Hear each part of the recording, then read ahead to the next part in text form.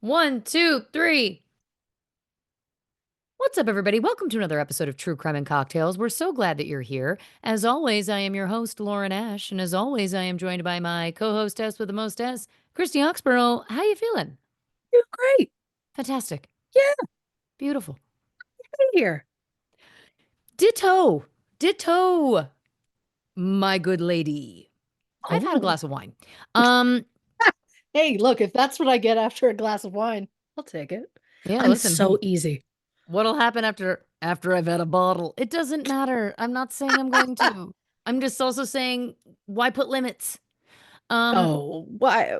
Yeah. I mean, at this point, I said to my kids earlier today, what's the point if we're not doing it for joy? Thank you. Thank you very much. I was like, if we're not Um, having fun, what are we doing? oh yeah. Oh yeah. I have a little follow-up update from last week's episode. So last Hey, week we were talking, it was part two of Helen Wilson, yeah, and we were talking about how there was a detail in that case. If you haven't listened, go back and listen.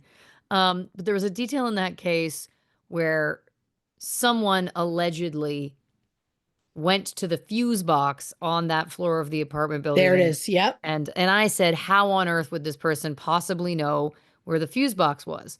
I wouldn't know where the fuse box would be in my building. sure. um Speaking, of course, about my condo apartment here in Toronto, I got a message from Mother Laurel this morning. She knows where the fuse box is in your apartment. Well, wait for it. She said, where is it? I can't find it. She said, Lauren, there is literally an electrical panel right outside your door. And she's right. It's literally like my door, and then there's a giant set of double doors that say electrical closet. Um, Oh, sure. and I pass it every day. And it was just one of those things where she was like, you do. And I said, and then my response was, well, I wouldn't know how to get in there. She's like, yeah, it's locked, but I was like, that is a absolutely fair point. Um, Noted. So shout out to Mother Laurel for keeping me honest. Oh, I think to be fair, I don't know. Maybe you just didn't notice. Not your circus, not your monkeys. I'll You're like send you a that video. door's not mine.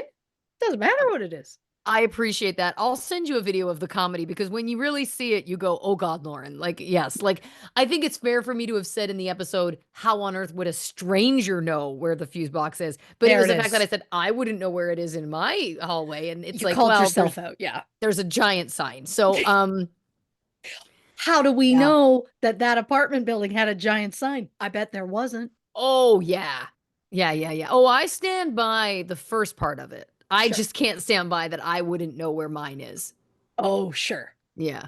Yeah, I get that. Um, What a laugh. But you know what? It's been a week of laughs for me. I have been, yes, I'm still in Toronto. I'm shooting, of course, Halloween Bake Shop and Holiday Bake Shop. Hey, Very excited. My first hosting job, which I'm very excited about.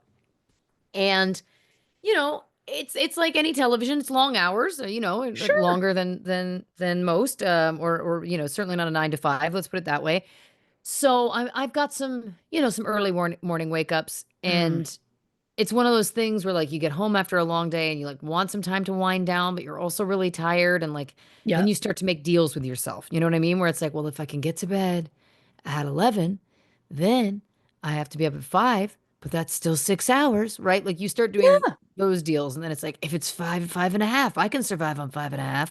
Um, Spoiler alert, don't like to do it. Like more sleep than that. Of But anyway, the course. other night, I get home and I go, you know what?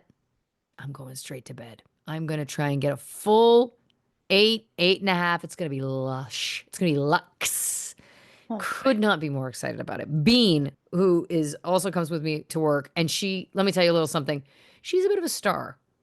Okay. Oh, of Bit of a course. star. Everybody knows her. There's some people that like the building, the studio, there's other things in there. It's not just us. So there'll be sometimes people that I see that I don't know. And I'm with Bean and they're like, "Hey Bean." I'm like, "Okay." That checks Everybody out. That Yeah. checks out. Everybody knows Bean. She's the mayor.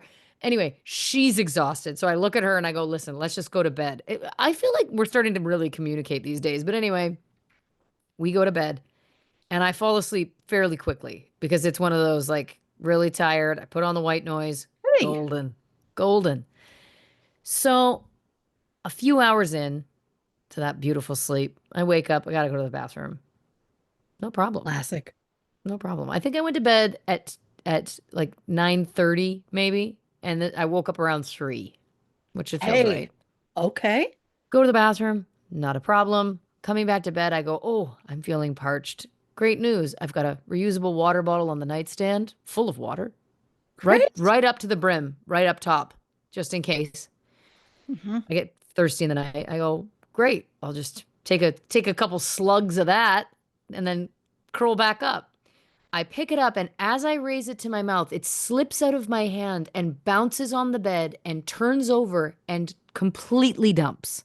My bed is completely soaked, like top to tail, pillows, everything, Um, everything. Bean is like, what the hell is going on? it's raining indoors. It's Yeah. raining. What's going on? And so then I'm like, what do I do? I'm like, well, I gotta, I mean, it's sopping. Like it's very wet. I'm like, I gotta get some towels. So then I gotta turn the lights on. So then I'm going and I'm digging through my like laundry room linen closet combo. I'm finding towels. I'm putting them on the bed. Now I know there's a mattress protector on the mattress. So I'm like, the good news is this can't soak through. So Like, I'm not gonna strip the bed.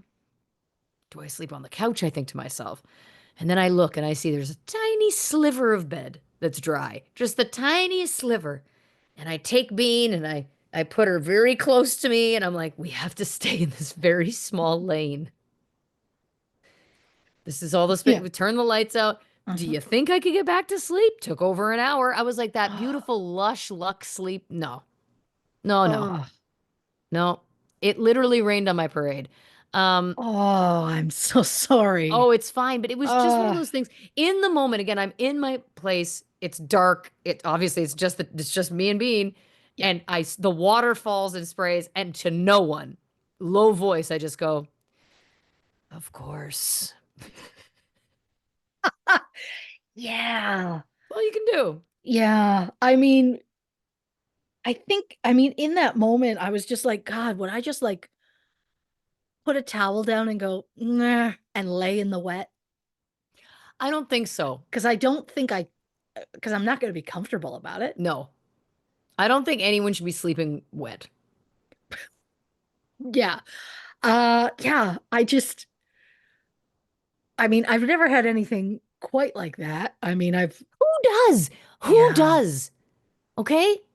Yeah. Again, I tell you all the time, your life is genuinely a sitcom. Like, there are It so many things that people would be like, that didn't happen. And it's like, it did. I know. And I've talked to my therapist about it. And I've said, like, it's like I have this like weird thing. And she's like, I don't like you like looking at yourself that way, blah, blah, blah, whatever. Cut to 3 sessions later, she goes, yeah, okay, I concede. You do. Because it's Wait, are always you something. winning therapy?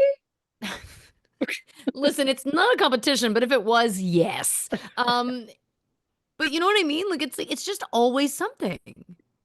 Yeah, it is like a comical amount of things at this point. Like, there's so many things. It's too many. It's too many things.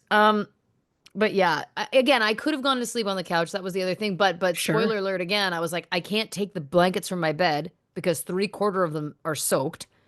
So that was the other thing Right. is that I was like, I'm taking like a postage stamp size scrap of blanket and like we Hmm. can't move Bean because then we'll roll into the wet. It just seems unfair. Like, just let her sleep, you I know? think that is the thing where it's like I'm not asking for a lot. I'm asking No. for like just mediocrity. Like an okay night's of like sure, all Yeah. right. So maybe I can't get the 8 hours I wanted. Fine. Could I just have 6 hours where I'm not sopping wet? Is that possible? Could I just get a Yeah. dry sleep? Is that allowed? Yeah, that does feel like when you look at it that way, there are so many things in my life where I go, come on, can't I? And it's always the most reasonable thing. Yeah. And I'm like, can I just close my eyes and then not open them again for like 8 to 10 hours and wake up feeling even remotely refreshed? That'd be great. Yeah. Because there was a night where I went to sleep and I was like, oh, I have to get up early because I had to get a child to practice. So I'm like, it's before school, so it's going to be early. And I'm like, okay, that's fine. I've got an alarm set. Well, my brain went, hey, look, I know your alarm is like 6:30. I thought I'd do you the solid and get you up at 5 so that you're good God. to go. And I was just like, there was no part of me that could go back to sleep. And then I'm like, once the other kid, I get home and then I got to get another kid up and then get him out the door. So I'm like, once he has left, I'm going to get in that bed and I'm going to have a Mhm. nap. But something else came up. And so instead of having that nap, suddenly I realize it's like 10:30 at night. And I'm like, I have to go lay down. I have to go lay down. Yeah, I had a day today. I wasn't working today, so I was trying to get caught up on everything. Oh, of And it became course. one of those things where it was like I'd be ADHDing like six things deep. So it's like I'd start to do a Yep. task and then I'd do another one and then I'd move on and then I'd get Yep. distracted to another and distracted to another, distracted to another. And then I was like, oh my God, like this is too much. And at one point I was like, you have to take a nap. Your Yeah. brain is spinning. You're not accomplishing anything anyway. Like you have six things to do. You haven't accomplished them because you can't focus. I was like, Sure. just do yourself the favor, like go take a nap. I just laid there and my heart raced. Like it was just like there's Oh, no, yeah, I get that. yeah. And look, like, hey, yesterday was my day of that because yesterday, I don't think I've accomplished that much in a single day. And since then, my brain, I don't know what mental illness this is, but like my brain will sit and run over that day to like double check everything that I did. And it's like, I did so much. Like I went above and beyond yesterday, which is, I mean, I do a lot of stuff normally, but like yesterday, for whatever reason, was over the top because you got the kids, they leave for school. And then I'm like, okay, I'm gonna clean the bathrooms right now. Like, and I'm talking like toilets, tubs, all of it. I'm cleaning full top to bottom bathrooms. And then I'm like, well, I guess I should get laundry done. So I get some laundry started, and then I start doing some notes for the show. And then I'm like, it's gonna be lunch soon. I have nothing in me that wants to actually go make lunch. So I was like, hey, husband, do you want fast food? And he was like, yes. So then I went and got fast food, brought it home for us to eat, finished the laundry in the afternoon. So it's all piled in my living room, ready to be folded. One child comes home from school. We do homework together. I start making a lasagna from scratch because Okay, that's what I do. Garfield. I, you know what? What a beautiful life I lead. Two of my children commented about being Garfield because we were having lasagna. Joke's on me. They had told me that they didn't like lasagna. So I was like, cool. So I found a lasagna soup, which is has a very similar taste, but so much easier to make. So I was like, this is great. And then they told me we like the lasagna better. So I was like, there it is. Doesn't matter. So then I was like, okay, lasagna, yeah, because you got to do all like the prep and the cook prior for it going into the oven. So I get it in the oven. And then my husband's finishing work, and I was like, hey, dinner's in the oven. I got to go pick up our other child from school. I'll be back. Just when the timer's going to go off, I'll be home before that. Pick up that child, get home, take it, dinner out of the oven, serve it, clean up after dinner. I did the dishes, and then I folded that laundry during my hockey game. And then it was like, okay, well, now what? And interspersed in all of that, I was working on notes for the show. But it's like I'm never full laundry and folded in a single day. It's always the laundry will get done and then it sits in baskets, usually in the dining room. And then the next day I'll fold it while I watch a show. But this, I was like, I'm already watching the game. I'll just fold laundry. And at the end of the day, I'm like, God, I'm exhausted. Well, no shit. You went extra. And all day today, I've been like running over everything that I did. And I was like, did I do enough? You did too much. Calm down. Which is probably why I was sitting at school today for a kid's sport thinking, God, I need a nap. I was so tired. And I was like, I think I need to go home early. And then I'll just circle back and pick them up because I just need to lie down. I pushed ahead. I stayed for the hour plus of the game and then took them home after. And one of them's getting sick. And it's just like I can't. I mean, it's a ticking time bomb. It is. It is. But I am fascinated by whatever it is that makes me run through the list repeatedly of things that I did to like verify that these are all OCD. the It's things. OCD. It's Okay, there OCD. it is. There it is. Yeah, that makes a lot of sense. Because it's also just like it's such a gross, like I want to know that I've accomplished something. And it's like, here's the thing. You got up and you survived today. Check. Accomplish. You don't Yep. have to do anything else. You don't have to keep track of everything you do. Because God, that was exhausting. That was exhausting. Um, but something I was going to bring up, which is completely unrelated to this, because this does occasionally turn into a hockey podcast. And I feel like if I don't mention this, people will be like, that's weird. Maybe they won't. I don't know. In the land of the sport of hockey, specifically the NHL, Hmm. I don't know how much you know certain like players and whatever, but there is a player, Alexander Ovechkin, and Uh-huh. he has been they've been calling it the Great Chase, GR number 8 because he is number 8 for Okay. Washington Capitals. They've been calling it the Great Chase because he's been so close to surpassing Wayne Gretzky's all-time NHL leading goal scorer or whatever record that Wayne set fucking decades ago. Right. And so it's been like, I don't even remember the first time that someone went, oh, he's actually close. But this season, he really like went for it and decided this is my fucking year.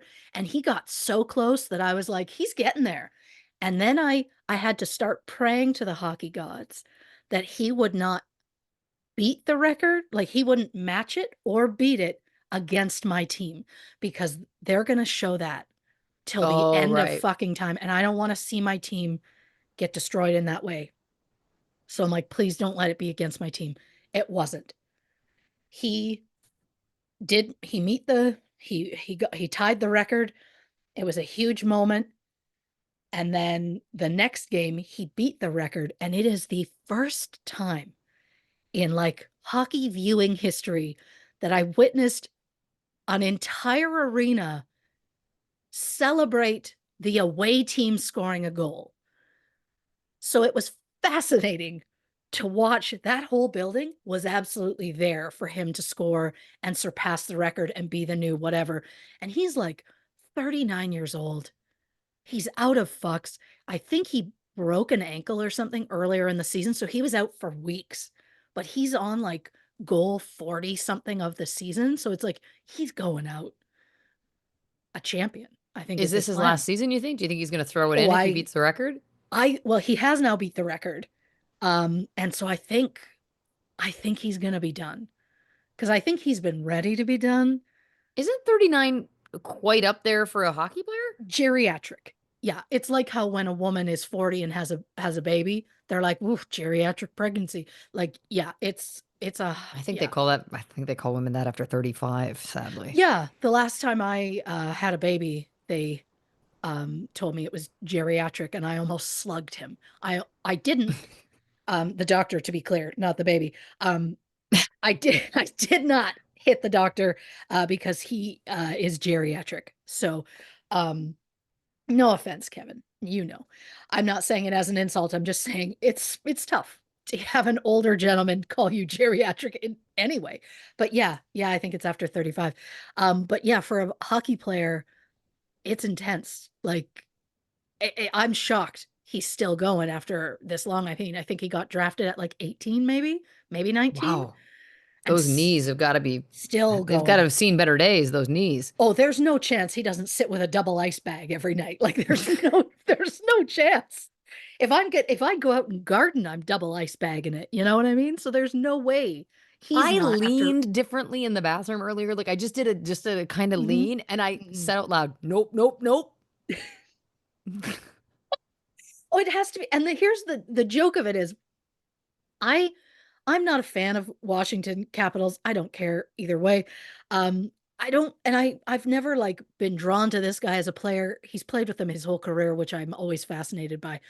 Um, but I cheered with everybody else when he scored. I was watching him creep closer and closer. And you would think that this like 39-year-old athlete, you're like, if he's like still like super athletic, he must have like the most insane, like regimented diet or whatever. They show him getting on the team plane to go to another city, and he's got fucking Subway and flaming hot Cheetos. And it's just like, whatever fuels you, man. Like, you do you. And he has not said, but I'm convinced that maybe he's waiting for the regular season to be over and then he'll say after this playoffs, like, I'm done. Or he's hoping he'll win the Stanley Cup one more time and then be like, and now I'm retired. Or maybe he'll be weird and wait till off season to be like, I'm not coming back.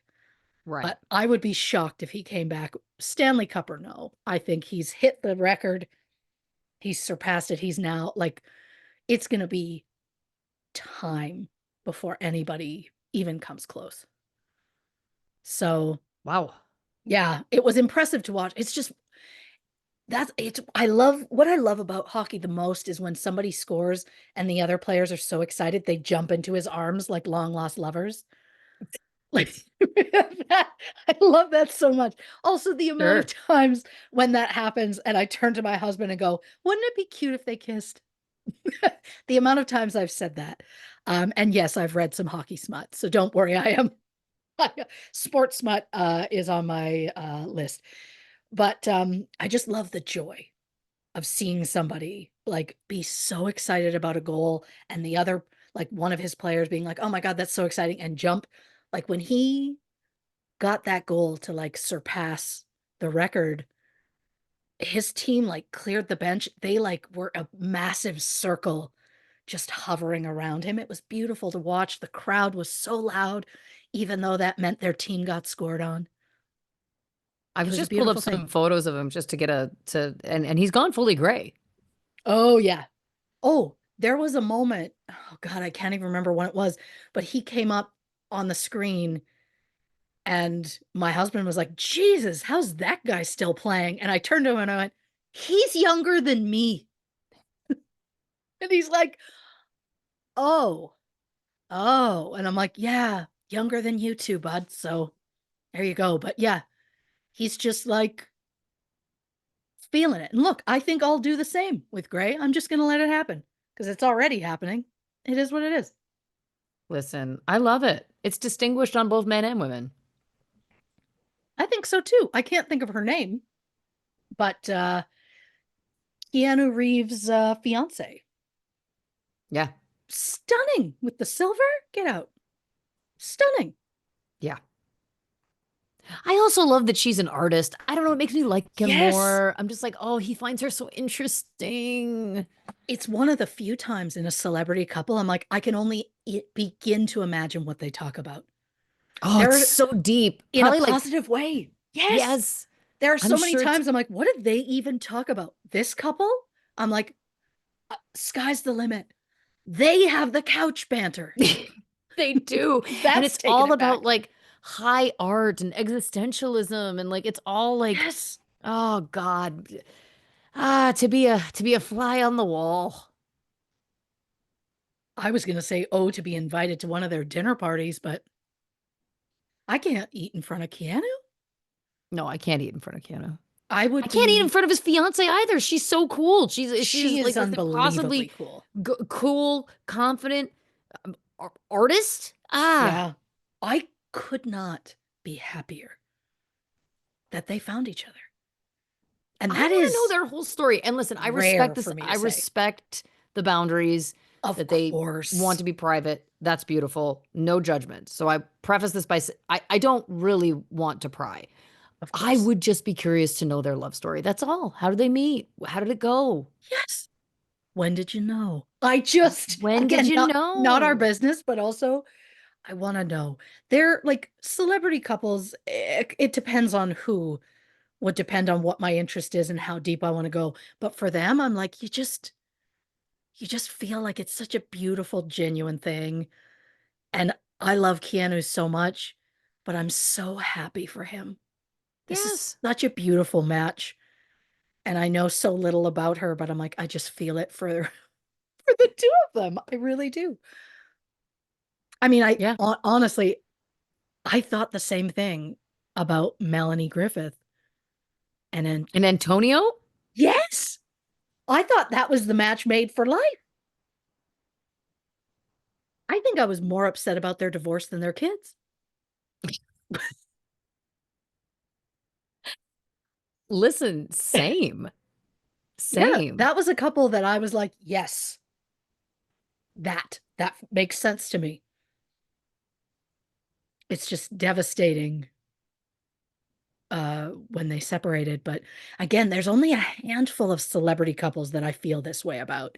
Where there's a lot of celebrities I like separately, but specifically celebrity couples.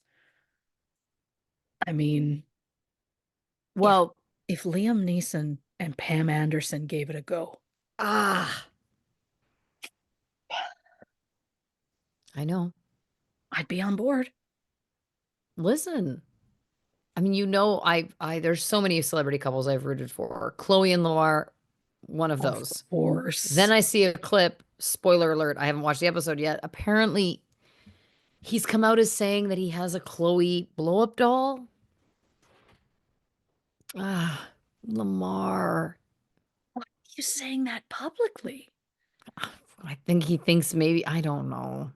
Like that's the kind of thing that goes in like a text to a friend, not even a group chat. Like not that many people should know. Like Oh, one person.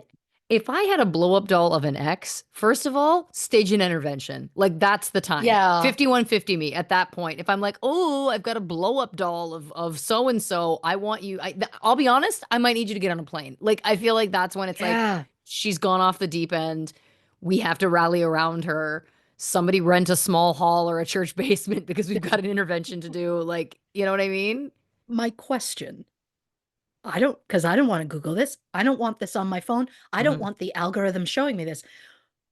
How similar visually is this doll?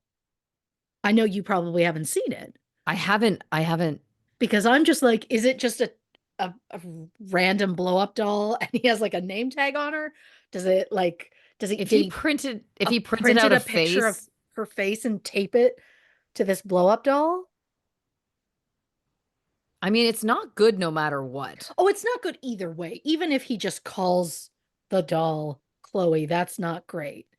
Especially because he's saying it publicly. That's not something we need. Now, is it a blow up doll or is it a sex doll? Oh, because those can get pretty Oh like, my God, it's a sex doll. oh my God, no, because those can be like made very specifically, right?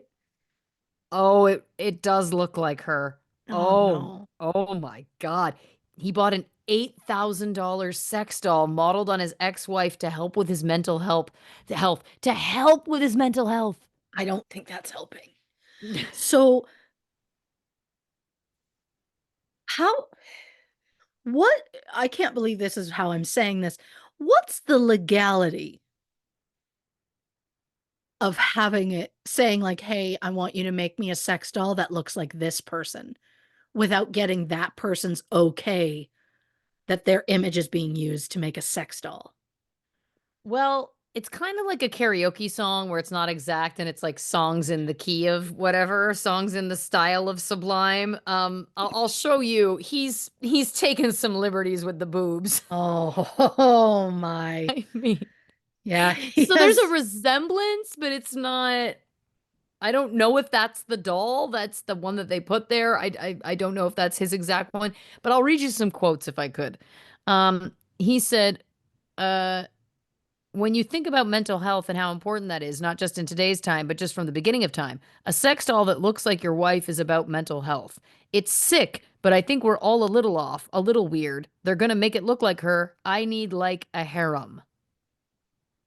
A What? harem that all look like your wife? You know, I can think of a way that I could save him that $8,000. Don't cheat on her in the first place. Yeah. And then you can have the real thing. Yeah. And you know, I think I can't remember where I think I may have talked about this on a Patreon episode, but um they really in this season of the Kardashians, which is my guilty pleasure, don't worry about it. It's not a big deal. But they really got into what happened when he had that whole thing and he was in the coma and like details that I had never heard before and like she taught him like how to talk again. Like she was like such a huge part of his recovery and for him to I just feel like, you know, if you get blasted out of your mind on so much cocaine and have sex with a bunch of hookers, excuse me, sex workers, I apologize, and end up in a coma, and that doesn't scare you straight, I mean, no wonder 20 years later, or however long it is, he's getting a sex doll in her image. There's, I don't know. Like, do we think, and I already know the answer, I just am saying it out loud, hoping that you're going to give a different answer. There are random dudes getting sex dolls that look like certain celebrities. Oh no. Yeah. I mean, these dolls cost between 8 and 20 grand, according to this website. It's just, I just want to know, like, what are you like showing them a photo and they're like, we can make something similar? Because I'm just like, wouldn't that be like, if you found out that your ex had a sex doll that looked like you? I mean, I'd be horrified and I'd be like, you can't have that. I don't want to know. You know what? I I mean, don't I want to get that know. it's Oh, an with my insane luck, amount of money. somebody would be like, "Oh, I got a sex doll. It looks like Dina, not like you now because you're not attractive anymore," which is what the internet tells me daily.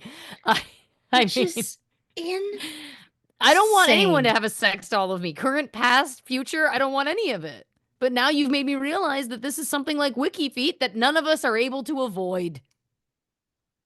I didn't want to bring this into your It's life. better I hear it from you.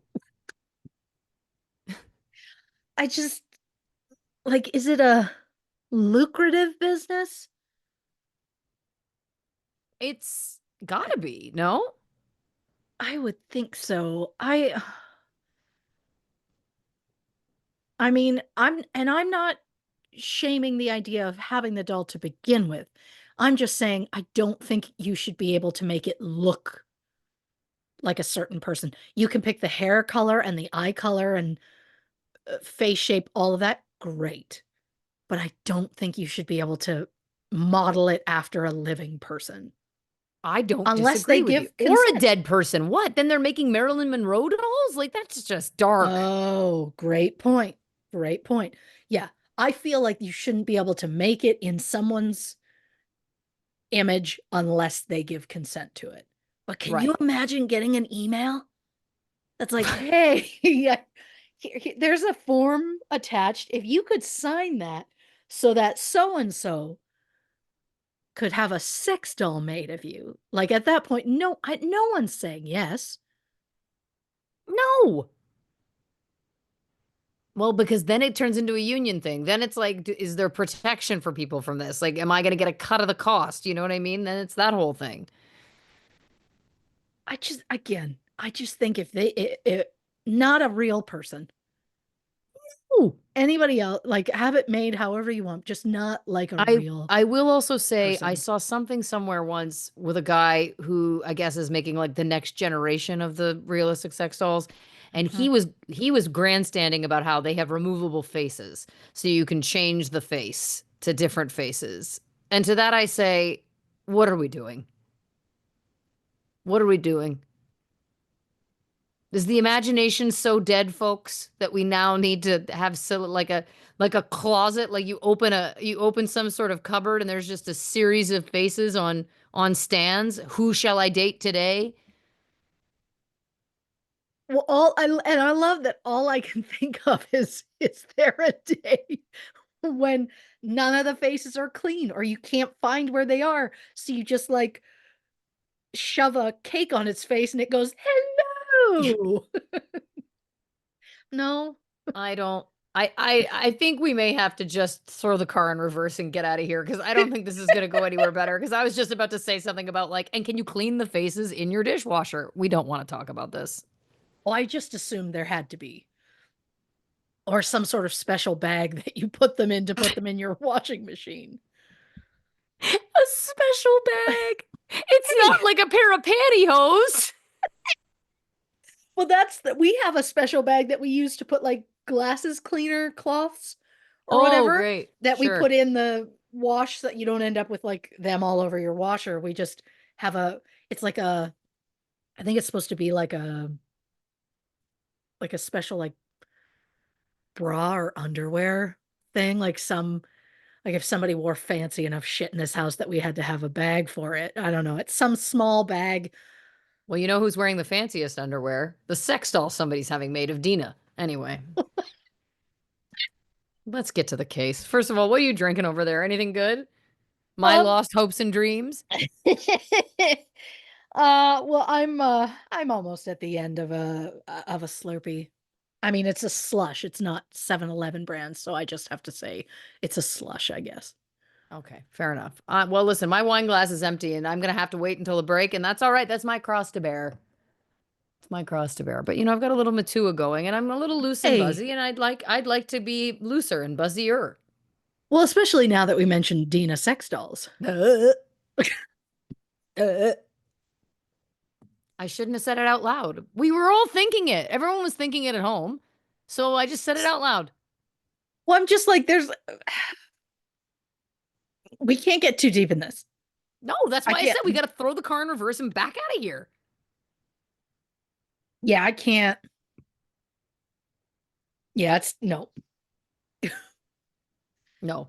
Bottom line, yeah, you should need consent, and I pray I'm never asked. Um, this week we're of course, this episode is Scandal, Belle Gibson. Of course, this is our March patrons poll pick over on patreon.com/true crime and cocktails. Our patrons vote once a month to choose one of the cases, one of the themes that we will cover on here, the main feed once a month. And the people chose a scandal, and this is what we're bringing you. So if you're not familiar with the Gibson case, have no fear. I've got a synopsis for you right here. In 2013, 23-year-old Belle Gibson announced on Instagram that she had previously been diagnosed with inoperable brain cancer and given just 4 months to live. However, Belle claimed that thanks to alternative medicine and a healthy lifestyle, she had defied the odds and was thriving 4 years after her diagnosis. Belle's inspirational story led to a massive wellness empire, which included an award winning app, a best selling cookbook, and a community of devoted followers who supported Belle every step of the way. But in 2015, it all came crashing down when it was revealed that Belle had not been entirely truthful. So, what was the extent of Belle Gibson's lies? How did she get caught? Did she ever face any consequences? And where is Belle Gibson now? Christy Oxborrow investigates. There are just so many words I want to say about this one, but I mean, we'll get there. Oh, yeah. I mean, Jesus. Disclaimer, if nothing else, this isn't about murder. Hey, So that's something. little break. Yeah, but there is a disclaimer. This episode will contain brief, very brief, mentions of pregnancy loss. So trigger warning for those who need it. In May 2013, A 23-year-old Australian mother named Belle Gibson posted on Instagram to say that 4 years prior, she was diagnosed with inoperable malignant brain cancer. While she was only given 4 months to live, Belle said that she had spent the past few years thriving thanks to alternative medicine. Using the name at Healing Belle, she stated, quote, I have been healing a severe and malignant brain cancer for the past few years with natural medicine, Gerson therapy, and foods. It's working for me, and I am grateful to be there sharing this journey. Just to clarify, because I had never heard of it before this, apparently Gerson therapy involves consuming raw juices every hour, 13 times a day, as well as a variety of supplements like niacin, castor oil, vitamin B12, and thyroid tablets. The treatment also includes multiple coffee enemas a day. I don't even want one, but it was developed in the 1920s and has often been promoted by alternative medicine gurus as a promising natural treatment for cancer. But according to the Cancer Council of Australia, the Gerson method is absolutely not a valid or effective treatment for cancer. So Belle's Instagram bio described her as a game changer with brain cancer and a food obsession. She claimed that after being diagnosed in the summer of 2009, she tried chemotherapy and radiotherapy for 2 months, but when neither seemed to make a difference, she turned to more natural methods. Belle wrote, quote, I am empowering myself to save my own life through nutrition, patience, determination, and love. Belle quickly gained more than 200,000 followers who were inspired by the fact that Belle appeared to be healthy and thriving in the face of cancer. To other people suffering from cancer, it gave them hope that they too could defy the odds. Belle's story quickly caught on and it was featured on national morning shows, as well as in magazines like Elle, Cosmopolitan, and Australian Women's Weekly. Along with an Instagram account, Belle also had a Facebook page called The Whole Pantry, where she shared recipes and wellness tips. And thanks to her social media following, in August 2013, Belle launched the Whole Pantry app, which was described as the world's first health, wellness, and lifestyle app. It included whole food recipes as well as lifestyle and wellness guides. Apple awarded it the best food and drink app in 2013. The app cost $3.79 Australian cents and was downloaded more than 200,000 times in the first month alone. Wow. Belle publicly stated that the proceeds from the app would be donated to various charities, as well as to help cover the medical costs for families with children who were undergoing cancer treatments. Less than 2 weeks after the app was first launched, Belle was contacted by Apple for a meeting. They wanted the Whole Pantry to be one of the first apps on the new upcoming Apple Watch, which was releasing in April 2015. And I'm not talking a new version of the watch. I'm talking that was the very first Apple Watch to exist. The app would be preloaded onto the watch, so I have to assume that Belle would have been paid a healthy sum for it, but it was never publicly stated if she made money off it, but I have to believe she would have. And with the success of the app in September 2013, Belle pitched the idea of doing a cookbook. Publishing giant Penguin Books gave Belle an advance of $132,000, and she wrote The Whole Pantry: 100 Recipes for Eating Deliciously, Getting Back to Basics, and Living a Well-Nourished Life. The book was released in October 2014, and by the end of the year, it had sold 16,000 copies. Penguin Books even planned to launch the book in America in the spring of 2015, which would help spread Belle's brand worldwide. In the book, Belle wrote that after suffering a stroke at work, she went to the doctor who told her bluntly that she had malignant brain cancer and that she had 6 weeks to live, 4 months tops. She was just 20 at the time. After 2 months of chemotherapy, she decided to stop treatment and travel the country to find ways to treat herself using nutrition and holistic methods. Months later, Belle became pregnant, which she said was a miracle because she claims shortly before she was told she would never be able to have children. Her son Ollie was born in July 2010, and while Belle's relationship with Ollie's father didn't last, the couple remained on good terms. In 2012, while in a new relationship, Belle said she defied the odds and got pregnant again. Sadly, she suffered a miscarriage about 5 months into the pregnancy. She said it left her feeling empty and unsupported, which led to her creating an Instagram account, hoping to connect with people who were feeling the same as her. Belle's story became an inspiration to hundreds of thousands of people, and in late 2014, Cosmo magazine presented her with the Fun Fearless Female Award in their social media category. It was given to inspiring women in times of triumph and adversity. According to Cosmo, the award was nominated by and voted by Cosmo readers.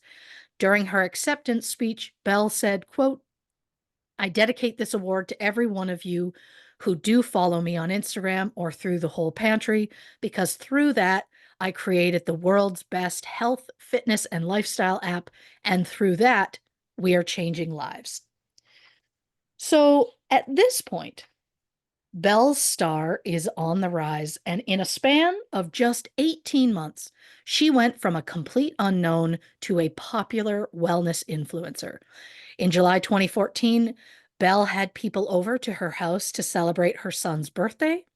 Just as everyone was leaving, Belle suddenly fell to the ground and started convulsing. Witnesses said there was saliva coming out of Belle's mouth and that the seizure lasted about 30 to 40 minutes. The adults were unsure of what to do, and the children, which included Belle's 4-year-old son, were terrified. When someone suggested they call an ambulance, Belle immediately snapped out of the seizure and said no, because she didn't want Western medicine involved. A friend named Chanel, who witnessed the entire thing, said that the seizure looked performative, and Chanel started to question if Belle's cancer diagnosis was real. 2 weeks later, Belle posted on Instagram that she had been diagnosed with a third and fourth cancer. She said the cancer had now spread to her blood, spleen, uterus, and liver. Chanel confronted Belle about her health and asked to see any paperwork from her test results. Belle told her she didn't hold on to any of that paperwork because it has negative energy. She said that a doctor named Phil had given her her most recent diagnosis. Yes, Dr. Phil. No, not the TV one. A guy who also happens to be called Dr. Phil, although he's not technically a doctor, which I guess describes both of the men since TV's Dr. Phil hasn't had a license to practice since 2006. So Chanel is told that Dr. Phil diagnosed Belle, but Belle refuses to share any sort of proof that the diagnosis is real. So Chanel contacts a lawyer, a journalist, and the police to try and kind of out Belle with her cancer claims. However, she gets told she has to be careful and tread lightly because what she's doing is slander. But what Chanel didn't know was some journalists were already secretly investigating Belle, but they weren't looking at her medical history. They were focusing on Belle's charitable contributions. In the cookbook, Belle stated, quote, a large part of everything earned is donated to various charities. Sometimes it was specific charities, other times it was to help cover the medical costs for families whose children were undergoing cancer treatment. On different occasions, Belle publicly claimed that 25% of her annual profits went to charity, although sometimes she claimed it was 95%.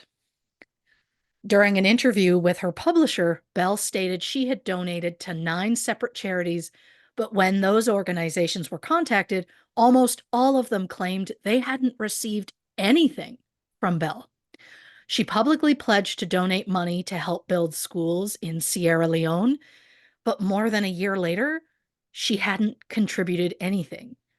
Belle said, quote, we call it functional donations because it's more of a commitment to saying we want to actually We want to be an actual change rather than here's some money, we're turning our back on it now. Um, but it's not a donation at all if you're not giving actual money.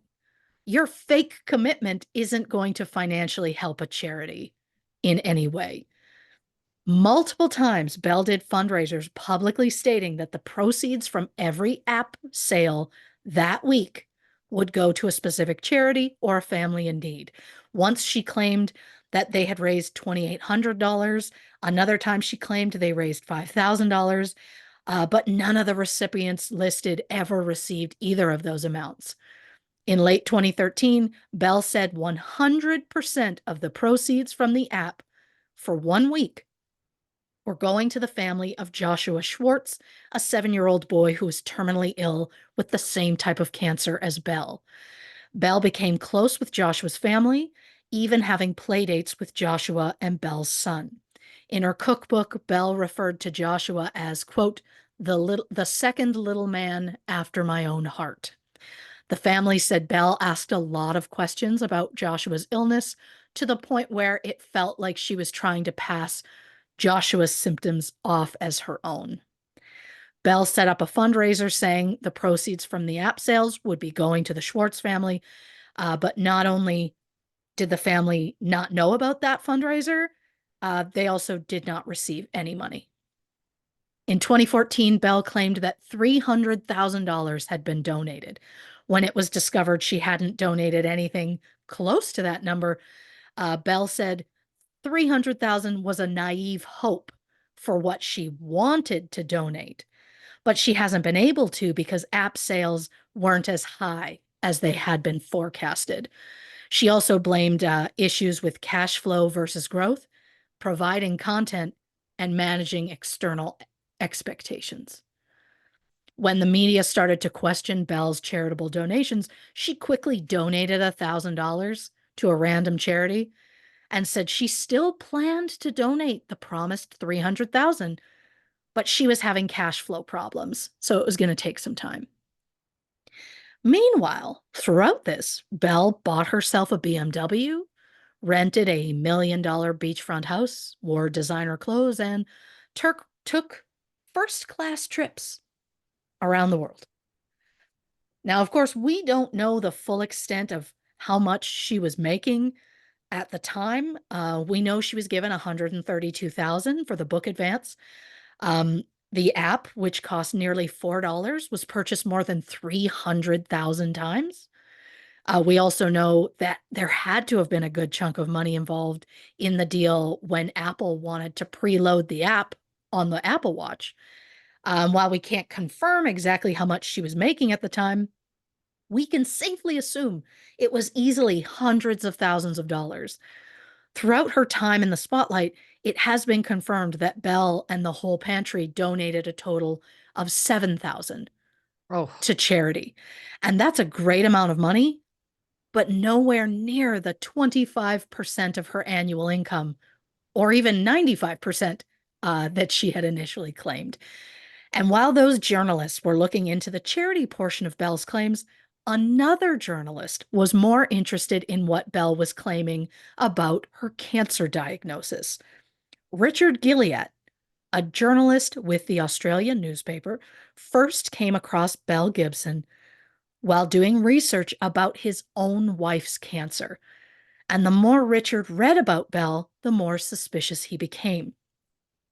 Richard reached out to Belle and she agreed to meet with him in February 2015. He said his only objective for that meeting was to simply get Belle's story on the record. And for the most part, Belle just confirmed everything she had already stated online, that she had been diagnosed with cancer in 2009, given 4 months to live. When Richard asked Belle about her second most recent diagnosis, Belle said, quote, "That is what this highly recommended doctor had diagnosed me with and then disappeared." When Richard asked for further details, out of nowhere, Belle suggested she might have been misdiagnosed. okay. So the woman who built a successful wellness company on the idea that she cured her own cancer through healthy living did not, in fact, have cancer at all. Belle told Richard she didn't lie, but rather the doctor who diagnosed her had lied. She said that it was, quote, more of a misdiagnosis than completely fictional. She said, quote, it's hard to respect someone who does something that has no moral or ethical backbone to it. I Wowzer. mean, the lack of self-awareness. Um, but why would the doctor lie about a cancer diagnosis? It makes no sense. Almost as though Belle was trying to make herself look like a victim, because publicly stating you have cancer when you don't is wild. Belle also claimed she had a new medical team who were looking into the truth. After Richard's article was published on March 10th, 2015, the story was quickly picked up and spread everywhere. And by the end of the month, the whole Pantry app had been pulled from every platform. Penguin Books canceled the American launch of Belle's cookbook and pulled the book from shelves. Copies of the cookbook are currently going on eBay for as much as $700, which is insane. Both Apple and Penguin then cut all ties with Belle completely. The public was rightfully outraged over Belle's lies, so Belle took some time to lay low. She even deleted the posts from her Instagram account and did her best to stay out of the public eye, but she knew she needed to do some damage control. So in May 2015, she agreed to an interview with Claire Weaver from Australian Women's Weekly. Belle spoke about her childhood, saying she didn't remember much of what was going on at home, but that she knew there were times when her safety was at risk. She refused to give any details as to what that meant, but she said she came from a broken home and she had a difficult childhood. Belle said that she had to give up being a child to help care for her autistic older brother and their mother, who suffered from chronic fatigue and multiple sclerosis. Belle said that due to her mother's illness and the fact that her father wasn't in the picture, Belle was left with cleaning the house and making school lunches at just 6 years old. She said, quote, it was my responsibility to do grocery shopping, do the washing, arrange medical appointments, and pick up my brother. Belle added, quote, I think my life has just got so many complexities around it and within it that it's just easier to assume I'm lying. Of course we assume you're lying. Publicly stating that you have cancer when you didn't is the textbook definition of lying. And Belle, in this interview, outright admits she didn't have cancer because she said, and I quote, none of it's true. However, again, Belle put the blame on the doctor who told her she had cancer, saying she didn't lie about it because at the time she genuinely thought she had cancer. She said, quote, I am still jumping between what I think I know and what is reality. I have lived it and I'm not really there yet. When asked how she feels about being confronted with the truth, Belle said, quote, it's very scary, to be honest, because you start to doubt the crux of things that make up who you are. You know, I'm blonde and I'm tall and I've got hazel eyes and I've got cancer. All of a sudden, you take some of those high level things and it's really daunting. It's wild to hear her say, like, none of it's true. And then in an example, she's like, and I have cancer. Like, but you don't. Yeah. So she admits the cancer wasn't real. But she just won't let go of the idea that somehow in all of this, she's a victim too. She commented about the backlash she received by stating, quote, in the last 2 years, I have worked every single day living and raising up an online community of people who supported each other. I understand the confusion and suspicion, but I also know that people need to draw a line in the sand where they still treat someone with some level of respect or humility, and I have not been receiving that. After the article, Belle went back into hiding while the media went into a full on bidding war to try and secure the first TV interview. 60 Minutes Australia came out victorious, and in June 2015, they recorded the now iconic, slightly batshit interview with Belle in her bright pink turtleneck sweater. Right out the gate, Belle says no, she did not have cancer, but she maintains that at the time, she thought she had cancer. Just like in the Women's Weekly interview, Belle put the blame on a doctor misdiagnosing her. Belle said in June 2009, Dr. Mark Johns used some sort of machine, which Belle described as German technology, a box with lights on the front, and two pads where one goes behind the back and the other goes under the chair. Belle said the machine measured frequencies. Now, measuring frequencies is a little woo-woo for me. No shade to anyone who's into that kind of thing. I mean, Belle obviously certainly was. She believed she had cancer and less than 4 months to live. Belle said she went through chemotherapy and radiotherapy for 2 months, saying Dr. Mark Johns gave her medication that Belle believed was oral chemotherapy. Yes, oral chemotherapy is a thing. I did not know that, but I had to double check for the listeners. So during the interview, Belle said she gave up conventional medicine when she discovered she was pregnant with her son, Ollie, which is weird because in the cookbook, Belle said she gave up conventional medicine because the side effects made her sick. But again, at this point, we're supposed to believe that in mid 2009, Belle truly believed she had cancer. Belle said in 2010, she went to the Alfred Hospital in Melbourne to get a second opinion, but prior to going, Dr. Mark Johns made Belle sign some sort of form, which meant the hospital would send her results directly to Dr. Johns.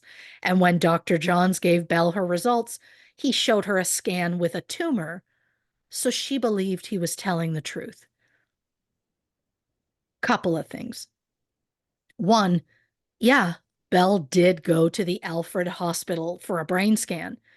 However, this happened in October 2011, not in 2010, as she had claimed. Also, according to hospital records, Belle had the scan done to reassure her that she didn't have multiple sclerosis like her mother did. She Oh didn't boy. she didn't mention anything about cancer to the neurologist. Belle had told him she'd been suffering from headaches, visual disturbances, unsteadiness, and tremors in her limbs. The doctor suggested the symptoms might be manifestations of stress, but Belle said absolutely not. So the neurologist does the scan, and during a 40-minute face-to-face consultation in November 2011, he tells Belle the scans were perfectly normal. So this means in November 2011, Belle Gibson knew she didn't have cancer.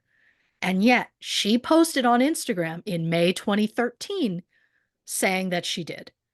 And when she was caught lying in 2015, she doubled down and said when she claimed to have cancer, she genuinely thought she did because Dr. Mark Johns had lied to her. But the thing about Dr. Mark Johns is that he doesn't exist. Belle claims Dr. Johns was an immunologist and a neurologist at the Peter MacCallum Cancer Centre in Melbourne, but the cancer centre has no record of him. He's not registered with the Australian Health Practitioner Regulation Agency. There's not even a Mark Johns registered as an alternative practitioner in Australia. There just does not seem to be a record that this man exists at all. She said she was introduced to him by some anti-vax people when Belle said she was having neurological problems and slurred speech following the Gardasil cervical cancer vaccine. Belle said she believed he was a real doctor. Mark Johns has never come forward to say, yeah, that's me. And from the best of what I can tell, no one has come forward saying, I know Dr. Mark Johns.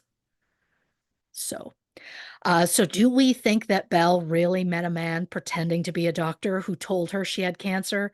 Or do we think that Belle lied about the entire thing and is trying to save herself by making up an imaginary villain?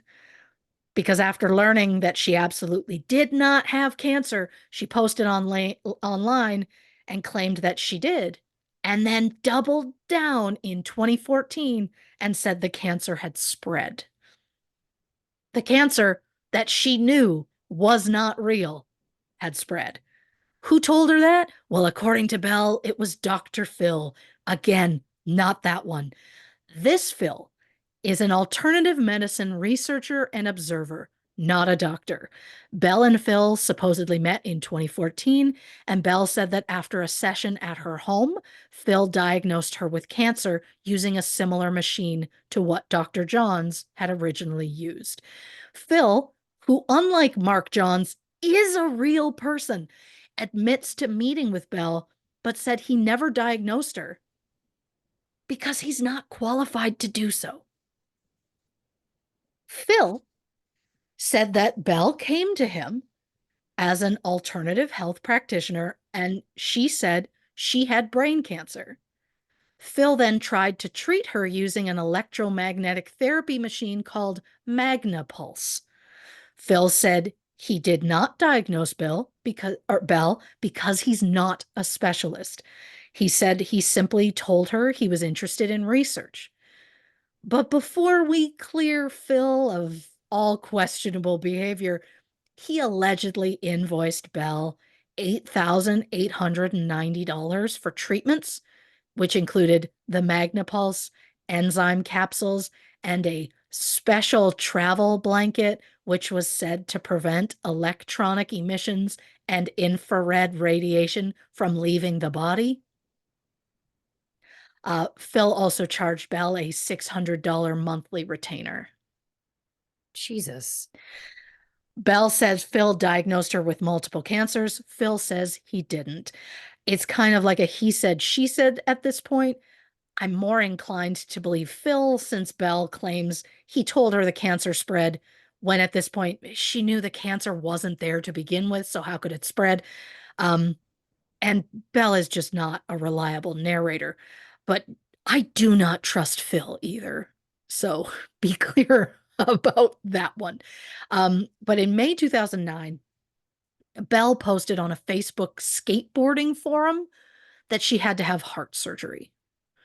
In fact, she claimed she had 3 heart operations, 2 cardiac arrests, a stroke, and that she died on the operating table twice. One of those times, supposedly for 3 full minutes. When 60 Minutes journalist Tara Brown listed off these things that Belle claimed had happened, she said yes to each of them, then added, quote, I still have the heart condition, and I was supposed to have surgery for that, and I didn't. When asked why she doesn't have a scar from her heart operations, Belle said the surgery was microscopic. And look, I'm not a doctor, so I could be wrong here, but during heart surgery, even something minimally invasive, if the patient goes into cardiac arrest, wouldn't the surgeon have to get in there? We've watched Grey's Anatomy enough. I wrote, maybe I've just consumed too much Chicago Hope and ER for my own good. But every time you hear cardiac arrest during a surgery, they crack the patient's chest. I'm not a doctor, so I wouldn't know this. But I also thank you for saying Grey's Anatomy when I went so much older with my references. I mean, Grey's Anatomy, though, that's 20 plus years at this point, isn't it? Oh, Oh, God, I yeah. don't know. It's also amazing Grey's Anatomy would come up in an episode about a woman lying about cancer. It makes sense. It does. So Belle denied being a liar. She said, quote, I have not been intentionally untruthful. I've been openly speaking about what was my reality. But we know that's a lie because in 2011, she was clearly told there's no cancer. Then she posted 2 years later saying there was cancer. When asked if she ever feared about being found out, Belle said, quote, no, I wasn't living in a space where I didn't know that this wasn't my reality. Oh, boy. Which is such an incredible way of twisting words to sound more truthful than they are.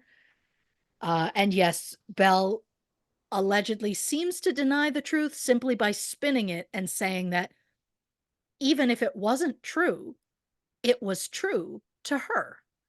Overall, the entire interview is wild. If you're interested in watching it, it can be found on the 60 Minutes Australia YouTube page. Um, but easily the most memorable part of that interview is when Belle struggles to answer the simplest of questions. Tara asks, "How old are you?" Belle says, "I've always been raised as being currently a 26-year-old." Already, what a fucking way of saying it. Yeah. Tara asks again, "How old are you?" Belle responds, "Well, I live knowing, as I've always known, that I would be 26." Tara then asks a third time, and Belle says, "I believe I'm 26." And then she adds that she has two different birth certificates and that she uses the younger of the ages on her official paperwork. Tara pointed out that according to that paperwork, Belle was 23. Belle then said, "Correct." Now, this is the moment where you start to think something isn't right, mentally speaking. Belle struggles to truthfully answer the simplest of questions, and after repeatedly saying she is 26, she's asked if she's 23, and then she immediately says yes. It is wild to watch happen. Um, and also, shout out Tara Brown for pushing back and not accepting Belle's half answers. What an absolute delight and a professional. There, I'll say it.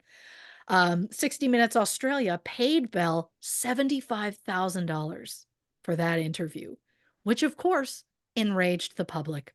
To con people out of their money and then be paid to tell the story about it is questionable at best.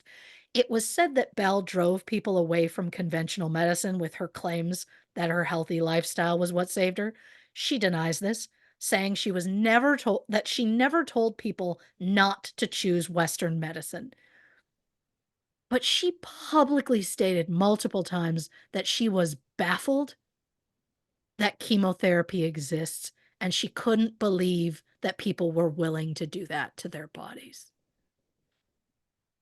This woman is as frustrating as she is fascinating. Um, but look, we've heard her idea of what happened in her childhood. So we're going to look at what her family says happened in her childhood. Annabelle Natalie Smiley was born October 8th, 1991 in Launceston, Tasmania. In the Whole Pantry Cookbook, Belle claimed she was diagnosed with cancer in 2009 when she was 20. But since she was born in October 1991, this means that in June 2009, Belle would have been 17. But for whatever reason, she really liked saying she was that 3 years older. In an interview, Belle was asked why, or she was asked what primary school she went to, and she said she wasn't comfortable talking about it. And while that may seem like nothing, it feels like she's trying to make it difficult for journalists to speak to people from Belle's past. Maybe like she has something to hide, allegedly. Mm-hmm. Former classmates of Belle's described her as a pathological liar.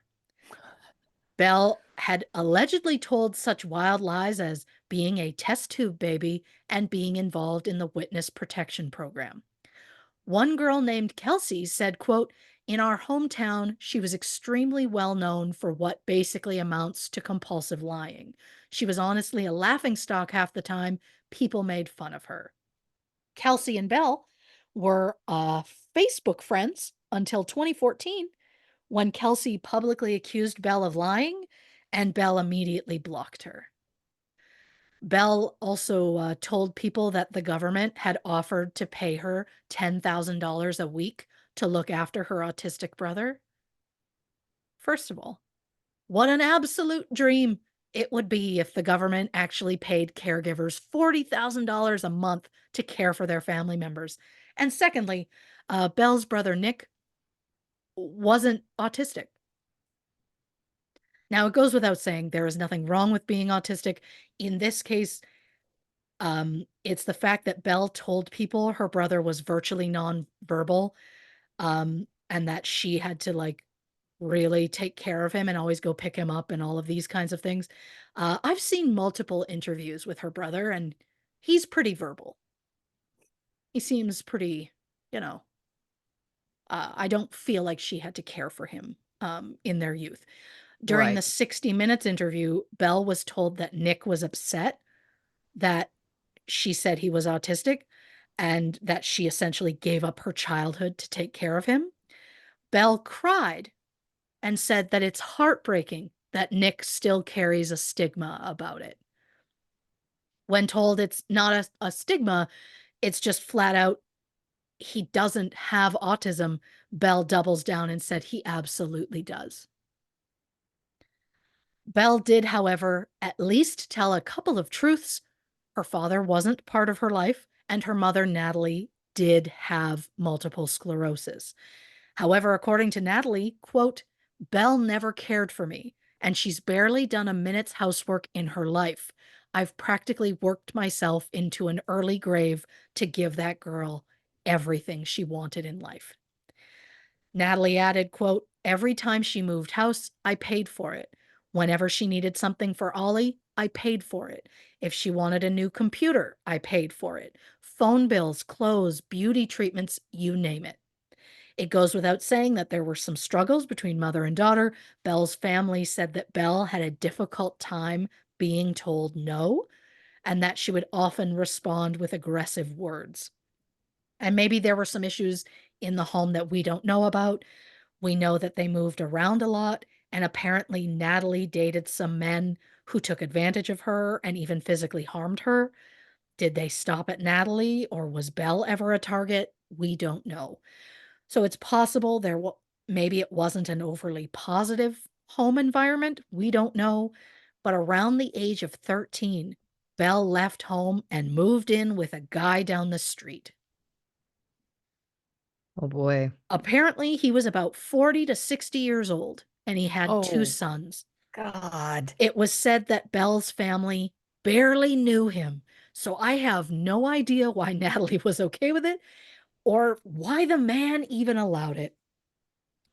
Belle dropped out of school in 2008 and moved to Perth, which is about 4,000 kilometers from where she was living at the time. She got a job working at a call center for a private health insurance company. In 2009, Belle started posting on a Facebook skating forum where she claimed to have multiple heart surgeries, supposedly posting updates from her hospital bed. A few examples of these posts.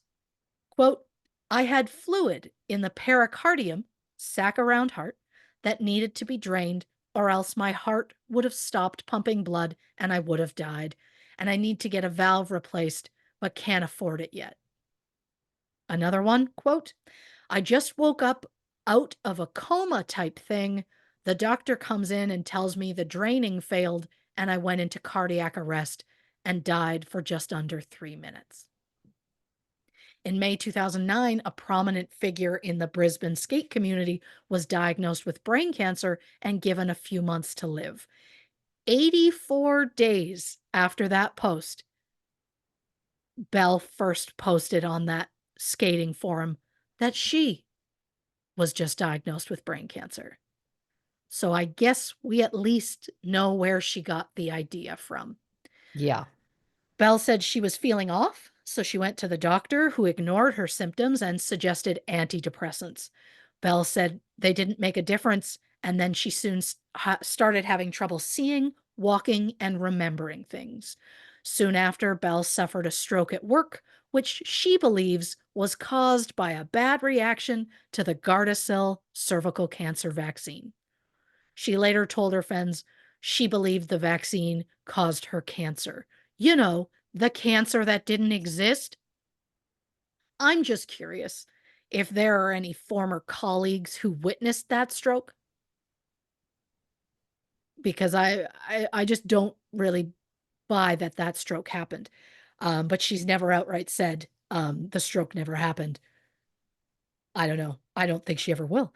Yeah. Um, Belle soon left the skate forum behind and in early 2010 started posting on a parenting forum called What to Expect.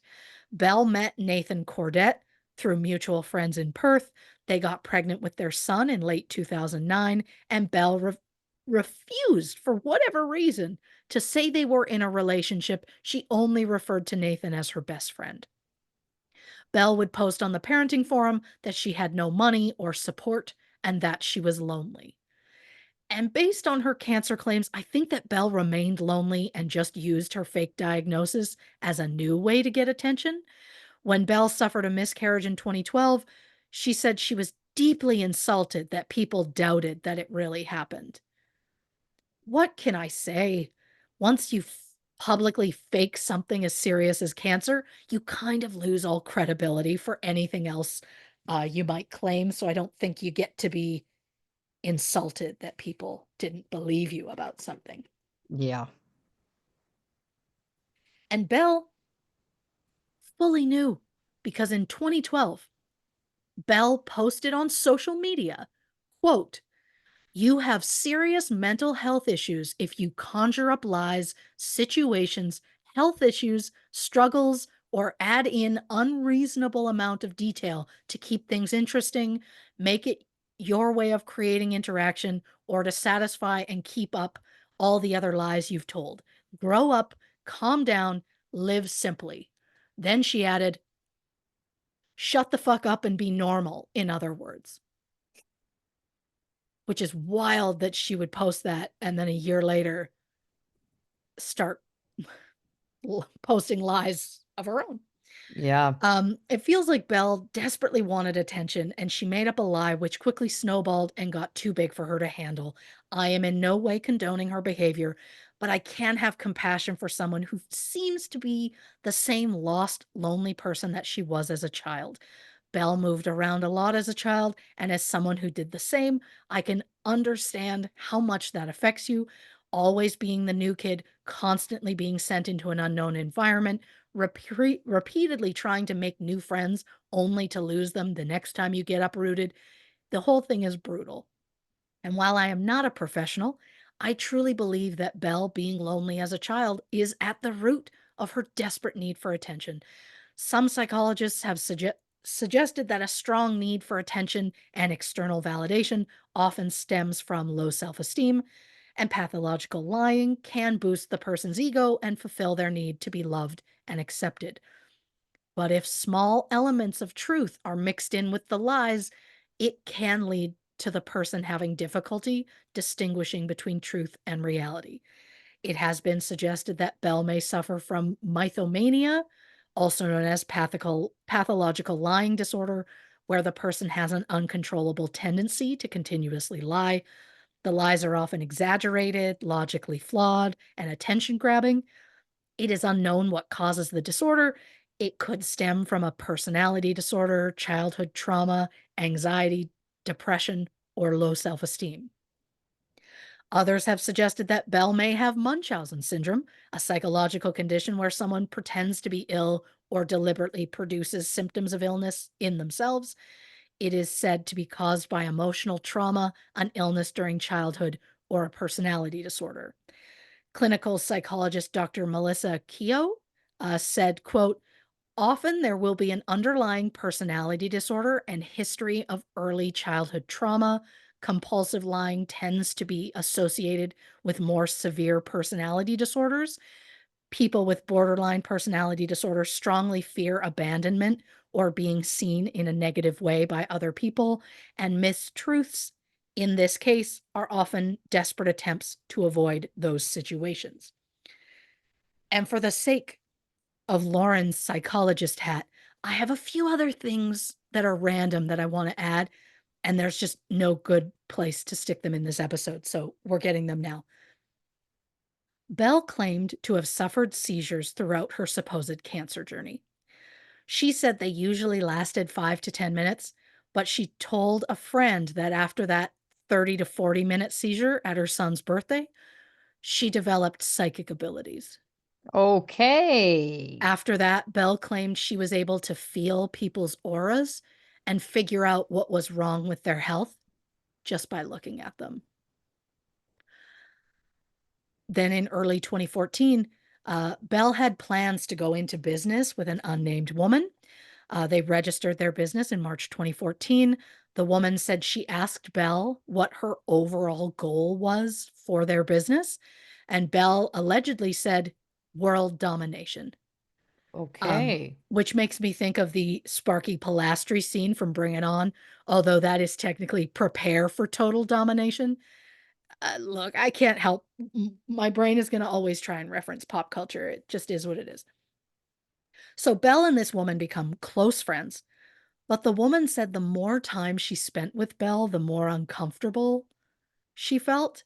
According to this woman, Belle presented herself as all natural, and yet she supposedly drank alcohol, ate McDonald's, and took diet pills. Mm. The woman ended up walking away from the business before it even started and before Belle's lies were revealed. I mean, I guess good job on getting off the ship before it went down. Um, so Belle lied about having cancer and then built an entire business on that lie, which is outright false advertising to claim you cured your own cancer with your healthy lifestyle and then charge people to download your app so they can also cure their own illnesses. Um, so I know what you're thinking.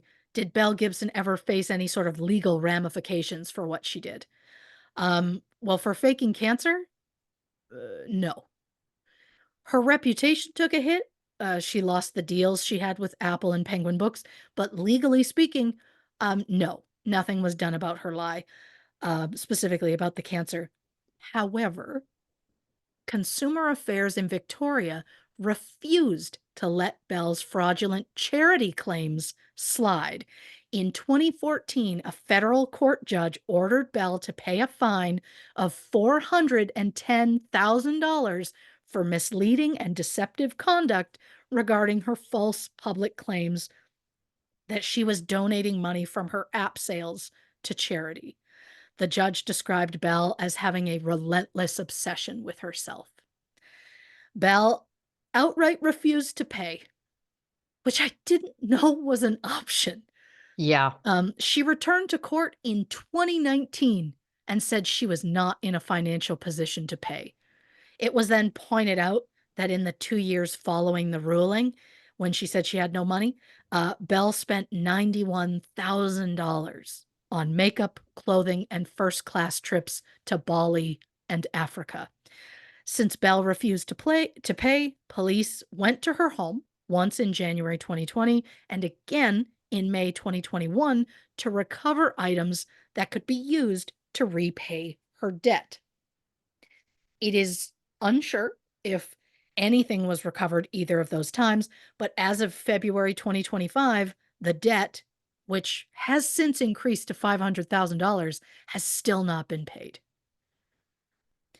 So it seems as though Belle hasn't really suffered any true consequences for what she did. And I know that she was young at the time, and there might have been some sort of mental illness involved. But Belle knowingly lied for attention and she profited from it. And the worst part is, it doesn't seem like she's considered what her actions may have done to other people. And I'm not just talking about the cancer sufferers who Belle may have convinced to abandon Western medicine in favor of her whole pantry lifestyle, or the charities who were counting on her donation and received nothing, or even her own son, who had to witness his mother fake a seizure at his birthday party, a seizure that the 4-year-old did not know was fake at the time. In this moment, I'm specifically talking about the family of 7-year-old Joshua Schwartz, who Belle pressed for information about his illness so she could use his symptoms as her own. When the truth came out that Belle had been lying about her own diagnosis, internet trolls went after the Schwartz family and accused them of being in on the scam. Oh, God. People targeted a fundraising page for the family who relied on public donations. From the best I can tell, Belle never publicly came to the Schwartz family's defense, which might be one of the worst things she did throughout this entire mess. She pulled that family into her orbit, used them for clout, and when they needed help, she did nothing. She let the internet wrongly come for that family. The family eventually had to sell their house to pay for their son's treatment. And sadly, Joshua Schwartz passed away in January 2017 at the age of 9. Ugh. So, what has been happening in Belle's life since she was found out to be a fraud? Well, in 2017, her mother, Natalie, was dying in hospice. According to Belle's brother, Nick, while he was visiting their mother, Belle went to his house and took Natalie's jewelry from boxes that were stored at Nick's house. Nick even claimed that the jewelry their mother was wearing in hospice went missing after Belle came for a visit. Oh my God. Natalie died in August 2017 at the age of 53. The two journalists from The Age who first published an article about Belle's potential charity fraud released a book in 2017 called The Woman Who Fooled the World. Netflix made a series based on the book. Apple Cider Vinegar released in February 2025 and stars Caitlin Dever as Belle Gibson. In 2022, changes were made to the Therapeutic Goods Advertising Code, which prevents influencers from publishing testimonials and offering their personal experience or opinions if they've been paid or gifted a product or service. The change stems from wellness influencers trying to take advantage of people by playing on their fear during the pandemic. And it's good to see the change because it means that Belle or anyone like her couldn't do something like this again, but it doesn't change the fact that Belle got away with it the first time. Belle's boyfriend, Clive Rothwell, remained by her side when the controversy first came out. Belle denied ever being in a romantic relationship with Clive, even though they lived together, and her friends referred to him as her partner. Clive is an IT consultant who not only helped raise Belle's son, but also helped cover her bills, including legal expenses. According to the book The Woman Who Fooled the World, Clive's father was diagnosed with cancer in 2014. And after spending time at home and seeing the actual effects of cancer, Clive allegedly told his friends that Belle's condition was, quote, a fucking joke. And apparently, his family didn't care for Belle because, according to a friend, quote, it was Clive's father's dying wish for them to not be together. Wowzer. Yeah. By 2023, Clive had moved out, and from the best I can tell, is in a new relationship. Before the truth came out, Belle had plans to do a health app for children, as well as to build a whole pantry, kitchen, and kiosk at the Royal Children's Hospital in Melbourne. Since then, she stayed out of the public eye until October 2019, when Belle appeared in a report on ABC News, now going by the name Sabantu. Belle spoke to the media about the political situation in Ormia, Ethiopia. What? Wearing traditional Ethiopian clothing and speaking briefly in the Oromo language, Belle said she had attended several meetings of the group and that she had helped to raise large amounts of money for Oh the boy. Oromo cause. During an interview with reporters, she referred to Ethiopia as home. She referred to the Oromo people as our people and said, quote, my heart is deeply embedded in the Oromo people. I feel blessed to be adopted by you. However, it turns out the Oromo people had no idea who Belle was at the time and have since learned and absolutely distanced themselves from her. The president of the Australian Oromo Community Association in Victoria said, quote, we hadn't been aware of this woman and we do not know her backstory. She is not a community member and she's also not working with the community. She has to stop. Again, I'm no psychologist, but it really feels that to the core of her being, Belle is still just a lonely kid desperately looking for a place to belong. In the end, Belle still seems to believe that she is the real victim in all of this. And what she calls victim, I call modern day snake oil salesman. And I am fascinated by it all because as the business got bigger, Belle felt the need to compensate by making her illness bigger. But if you're going to claim that your healthy lifestyle cured your cancer, why would you say the cancer spread?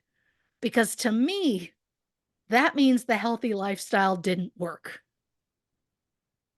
I could be wrong. Um, but if Belle hadn't been found out, what was her end game?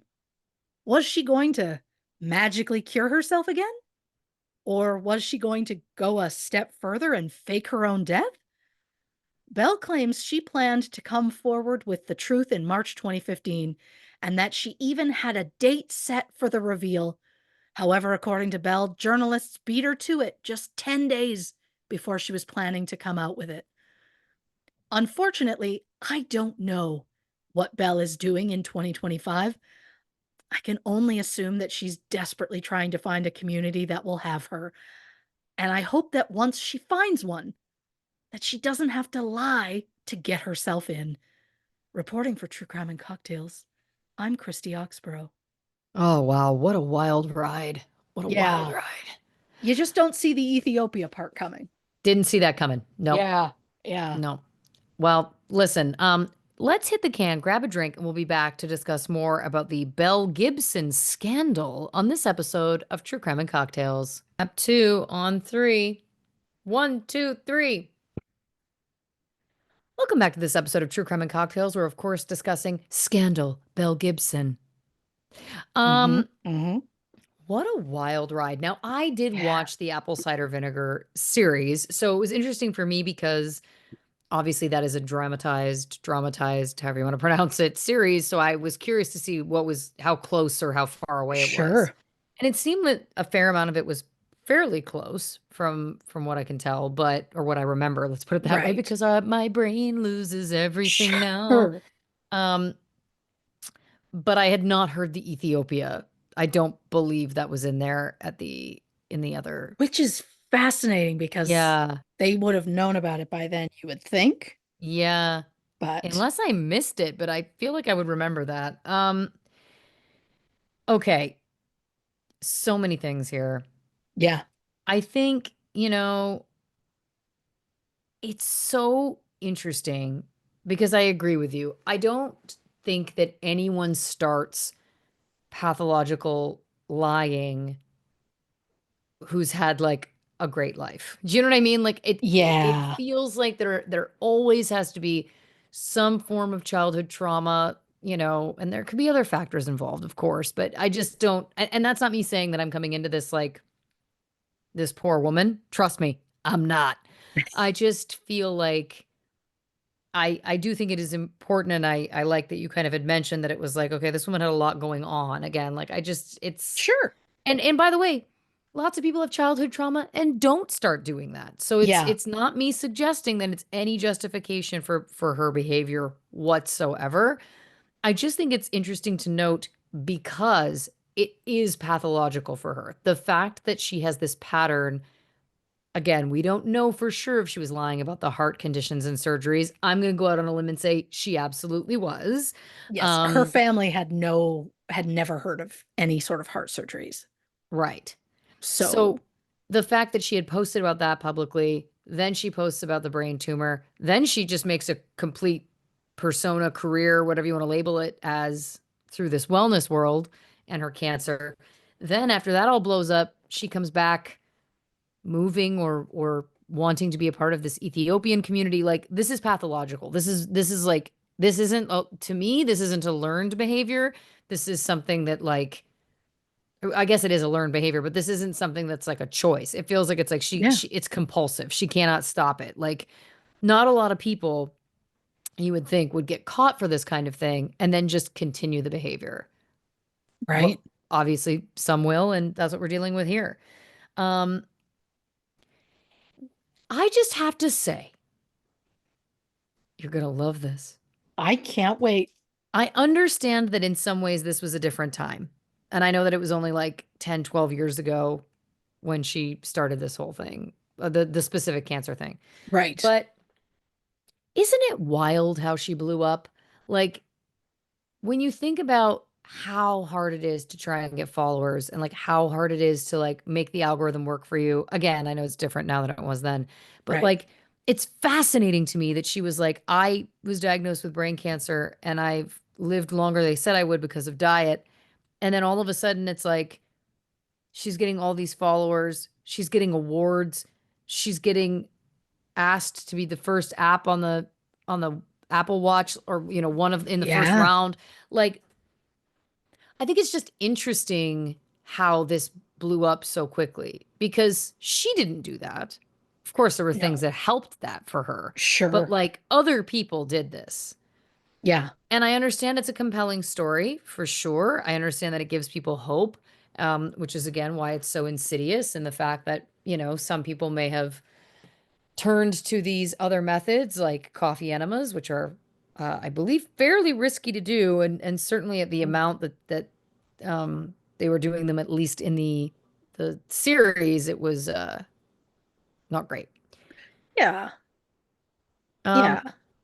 what's interesting to me also is, you know, the fact that Chanel had said she saw this seizure at Belle's son's birthday, and she was Yeah. like, I didn't buy it. It felt performative. To me, if that was so obvious to her, because we all know now that she was right, um, Yes. I guess my question is something like you brought up in the episode also, like, is there anybody else vouching for her? Is anybody else like, no, no, no, this is real? Like, has anybody been to a doctor's appointment with her? Has anybody been with her for, you know what I mean? Like, it just feels like it's interesting to me that the only person who witnessed any of this health issue essentially was like, it seemed fake, you know? Yeah. Um, the charity stuff is so dark. I mean, it's all I dark, but know. it's to me, it's like it's one thing if you're just lying for attention, saying that you have this going on and you didn't. It's Yes. the fact that you then are like, I'm going to lie and say I'm giving money to charity and keep it for myself. That's where it crosses over, Yes. right? And why I also don't buy it when she's like, well, I believed it was true at the time. Bullshit. If she really did, if she really believed this, Yeah. I don't necessarily believe she would then also be comfortable defrauding people. Um, I mean, if she did, then it's like, well, then there's something else going on anyway. But like, I just, none of it rings true to me. And the fact that she was lying so hugely, like she wanted to donate 300K, turns out she had donated 7K. Yeah. Like, these are things that you can easily get caught in. And I know the pathological lying, like, I don't know a lot about it. I'm not a trained professional, but I do know that part of it is like it feels more comfortable to lie than it does to tell the truth. So Sure. people who do this often will lie about things that are inconsequential. The example is always like, I ate oatmeal for breakfast when they really had eggs. Like, it's stuff that it's like, why would you lie about that? But it's a compulsion. They feel the Right. need to do it to feel comfortable. Again, all of that I can wrap my head around. What I can't wrap my head around is like, but then you're also the kind of person that's like, oh, but I'm also greedy and going to defraud people and going to tell people I'm going to give money to a charity and keep it for myself. Like, I don't know. Maybe that goes hand in hand. Or it's a, a comorbidity with another mental illness, because to me, I feel like there must be some people out there who have these compulsions to lie and do lie and don't also defraud charities. You know Yeah. what I mean? Like, it's like I feel like there's a secondary layer to her. I don't feel like it's just that she's a pathological liar, you know? Now, again, I'm not super well versed on it, so I could be completely wrong and talking out my ass, but it just feels like there's a secondary thing happening to me. Well, there has to be something. It's wild to say I've given $300,000 to Yeah. charity, and then people go, "No, you haven't." And she goes, "I wanted to." And it's like, but you before you said you did, and then you got caught and you said, "Well, I didn't. I wanted to give the money, and I still will." And it's like, "No, you won't." I just No. it's just madness. It's madness. Um, the fact that she said she had taken care of her brother with autism, I've seen interviews with him, and he is very adamant that he does not have autism from Yep. what I remember seeing. Um, so, and again, to our point, this isn't about that there's an issue with autism. The issue is that she's saying that she was caring for someone with autism, and he's saying I don't have autism, and she didn't care for me. So, Well, yeah, and feels like a bit of a disparity there. if he didn't have autism, that means she's not the one going and picking him up or doing medical appointments for him. So it's like there's just so much that she was like, oh, I had to take care of him. Well, and then you ask, now if we get into the psychologist hat situation, then you ask, so what was it really? Was it a feeling that she was doing those things for him? Was it a feeling that she felt like she was emotionally having to caretake for him? Or is it just completely out of nowhere and just trying to paint herself as a martyr? I mean, it could go either way. Um, Something I think that's really interesting about Dr. Mark Johns, the doctor that, of course, diagnosed her, the doctor that we both Yes. know now doesn't exist. I will just say, I know she's younger than us, but I'm like, isn't it also interesting that like famous Australian rock star Daniel Johns has the same last name? Like, I just thought it was interesting that she made up a doctor Oh. that had the last name of like a very famous, iconic American musician, or excuse me, Australian musician. Now I'm just like, was one of the other guys in the band Mark by any chance? I don't think No, I don't think I so. don't think so But either, but I love it's just what popped Ben. into my head, right? Now again, that could be complete coincidence, but it's just like one of those things where it's like say what you see or whatever. You know what I mean? Like, Yeah. Well, I love that I'm just typing in Mark Johns, Australia. There are a lot of Mark Johns. well, maybe then it was just a common name and that's where she got the idea. That could be true too. I mean, it's possible, but you'll also love members of Silverchair. One was named Chris Gillies, I believe. I think, and wasn't there a Ben? Ben No, I don't know. Gilchrist, I want to say. Okay. Why is Daniel Johns listed to 2011? Did he leave The band? the band? I didn't know that. Hmm. Ben Gillies and Chris Jono? No, I was close. Yeah. Oh, wow. Paul Mack and Julian Hamilton. Those were after my time. Yeah. I Yeah. didn't come in for that. Oh, Daniel Anyway, Johns, I loved that's what it you. made me think of. Yeah, it's more than Um, possible. right? Dr. Phil, no relation, um, then says, okay, no, her cancer spread. Again, what is this machine? I'd love to have a go at one of these machines and the box with the lights you were talking about. I'd love Yeah. to just see what it says I have. Um, I feel like again, it's very interesting to me that this woman who is a grifter, this woman who is a liar, this woman Yeah. who is defrauding charities, lying, all of the above, it's so interesting to me that she got embroiled in this alternative medicine that it's sounding like is not even real medicine. And then she was paying, you know, over $8,000 for treatments. Yeah. She's spending $600 monthly. Like it's interesting that like the scammer was getting scammed. You know what I mean? Yeah. And how she allowed that to happen. How she wasn't more savvy about it. Like you would think like you Grifter can't would kid a see kidder, Grifter. right? Yeah. Yeah. It's fascinating to me. The age thing is really weird to me. I've seen that clip of her in real life, not just from the Right. series. And it's like the way she words it is very odd, and the way it justifies in her own mind is very odd. Um, it's also interesting to me that she was saying that she was 26 and they were like, you're 23. I'm like, who lies about their age to be older? Oh, I like once you hit 21, you're always going to go by the younger age. Like, I Right? don't, it's so weird. Like, I don't know if, did she just not, yeah, did she think adding those 3 years gave her some credibility? Because it's like, look, I'm an adult Maybe. or Or something. maybe it I was don't because know. she was 17 when stuff was going on. Remember? Like, yeah, maybe she wanted more credibility like she was an adult. That's possible. Um, Now my question is, at 13, you said she moved in with a man who was between 40 and 60. Was Yeah, it a relationship or was she I just don't living think there? so. From everything they say, she was just living there. But it was said like her family didn't know the guy very well. It was just like See, he offered to take her in, and I'm like, I don't love it. I'm very curious because the way you were describing her mother, saying that she paid for Belle's whole life, that she did all these things for her, etc., that other family members were like, well, she had a hard time hearing no, what have you. I'm like, Right? I don't trust those narrators either. Like, Oh just the no. way her mom was talking, it's like, well, it sounds like maybe you have some resentment towards her.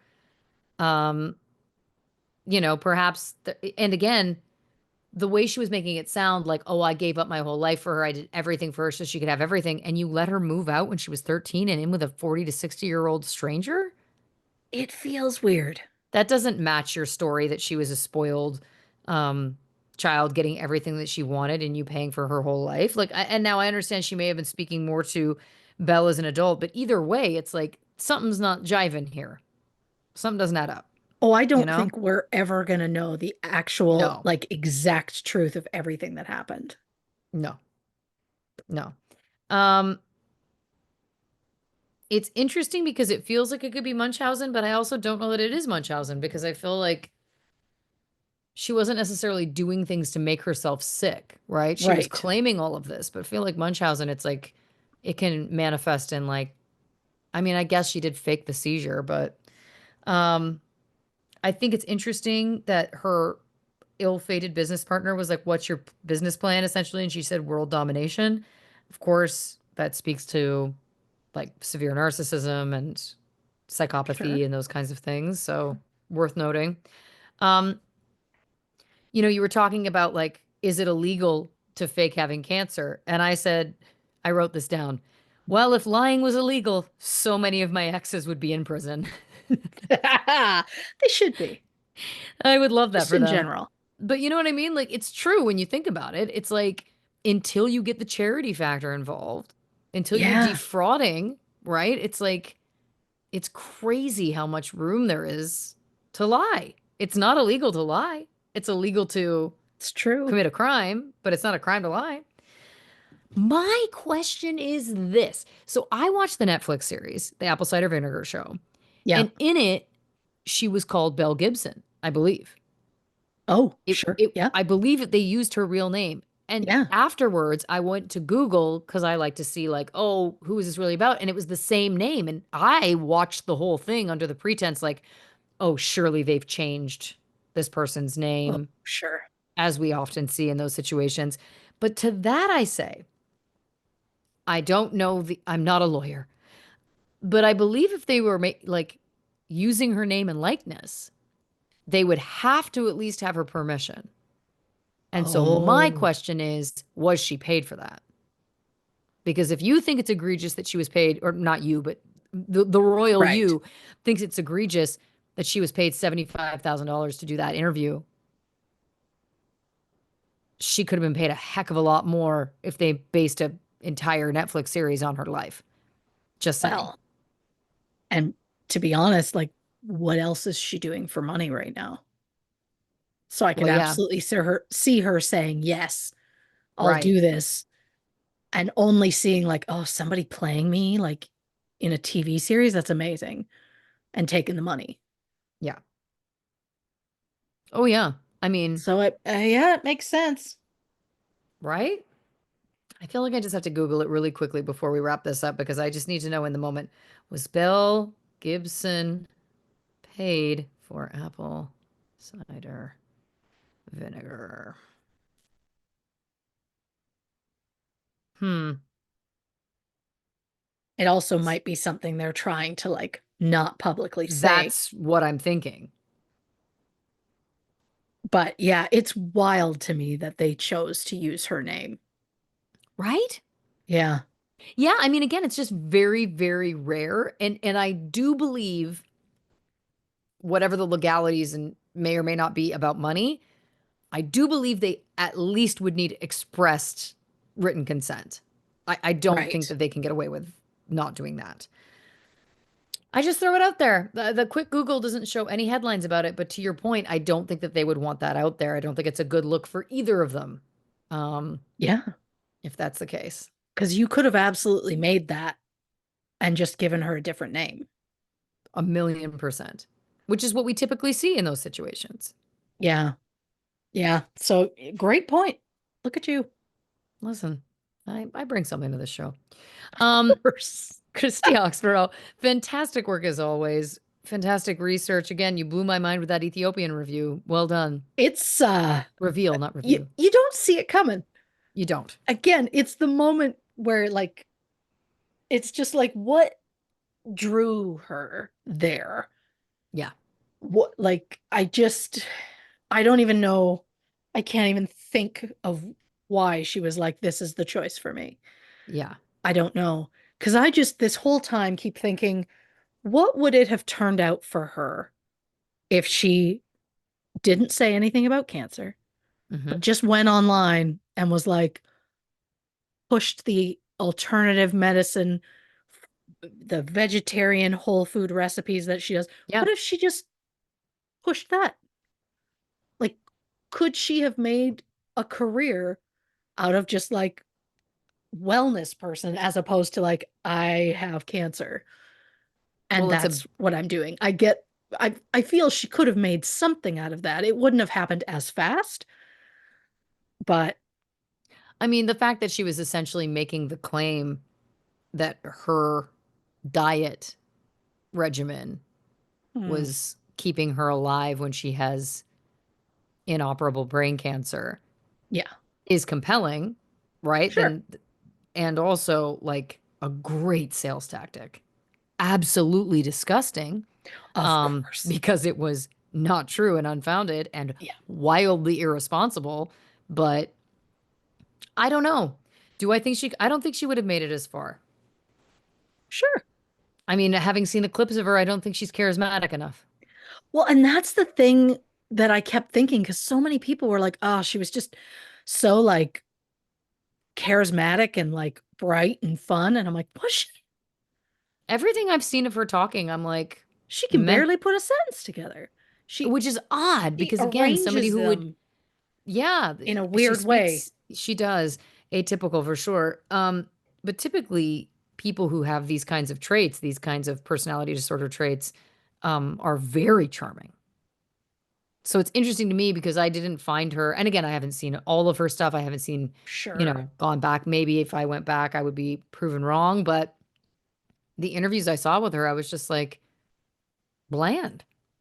Like I wasn't like she wasn't like a sparkly person. Like sometimes it's like, you know, there's psychopaths. It's like how they talk about like surgeons are often psychopaths and politicians are psychopaths. Like, Sure. and they need to have those traits in order to be able to do those jobs. Those are also jobs where people, like politicians especially, are impossibly charming, right? Like they have that Right. sparkly kind of trait to them that allow makes them great speakers, Sure. makes you want to trust them. All of those kinds of things. I just don't feel like she has that, which is so interesting. It's almost like the cancer did the heavy lifting.